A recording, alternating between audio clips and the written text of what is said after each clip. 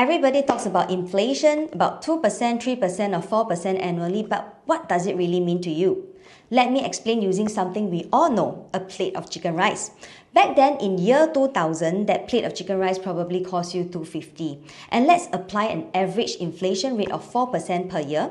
Fast forward to 2025, what do you get? That same plate of chicken rice would probably cost you $6, and honestly at some restaurants even more. And that's inflation, the gradual rise in prices over time. But inflation in real estate, that's a whole different story. Take as an example, a property probably cost around $50,000 back then, but it could easily cost around $500,000 right now or more. Sounds a lot, right? But if that's all you have at retirement or for retirement, it might not be enough. That's why we need to learn how to hedge against inflation to protect the value of our money over time. Few years ago, some of my friends say, no, I want to save that $200,000 hard-earned money. I want to put it in the bank so I feel safe and secure. Truth is that $200,000 could have been a down payment for a much bigger property back then. And those friends didn't take action. Why? One word: fear. The voices in their head keep saying, what if I lose all this money? I don't feel safe.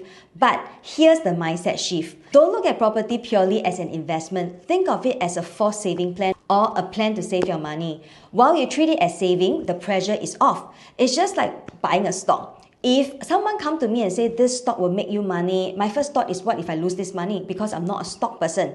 That's why many people actually choose the safer route, which is maybe a fixed deposit. But how much can you really hedge from this, given that the fixed deposit return is about 2.45% per annum? Let's reframe this. Can real estate be your long-term saving plan? In fact, the bigger the house you own, the bigger the savings you are building. Now, some people will say, but I have to pay interest, Of course, I also wish I don't have to pay interest. But at least we know that over the next 20 to 30 years, you still own a valuable asset.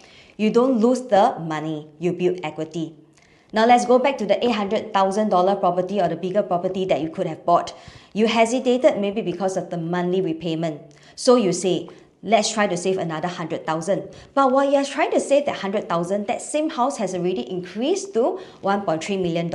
And now you say, let me save even more. And before you know it, the prices probably has jumped to $1.6 million.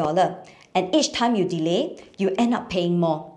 And if you still can afford it, that's great. But what if you get priced out of the market? Then you will hear this all too familiar phrase, oh, I wish I could have bought that house back then. But by then, it's too late. So don't wait. Start planning, start taking action, because time and inflation waits for no one.